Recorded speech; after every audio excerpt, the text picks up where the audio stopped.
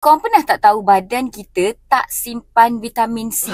Ya, vitamin kan ada dua jenis. Pertama, jenis larut lemak. Vitamin ni disimpan kat lemak kita as storage bila ada extra stock. So, kalau ada hari yang kita tak makan vitamin tu secukupnya, tubuh akan ambil dari stok kat lemak kita. Vitamin jenis larut lemak adalah vitamin A, D, E, K. Kedua, vitamin jenis larut air, iaitu vitamin B dan C. Maksudnya, apa yang kita makan hari ni akan diserap hari ni untuk kegunaan hari ni juga, dan selebihnya akan disingkirkan. Ia tidak akan disimpan untuk kegunaan hari esok walaupun kita makan 1 kilo oren hari ini. Sebab tu untuk vitamin jenis larut air ni, iaitu vitamin B dan C, kita kena makan setiap hari. Vitamin C penting untuk kuatkan imuniti, bagi anak-anak kekal aktif, dan ia bantu kulit dan gigi dan tulang untuk kekal sihat. So, macam mana nak cukupkan pengambilan vitamin C setiap hari? Senang je. 1 biji jambu batu ada lebih kurang 200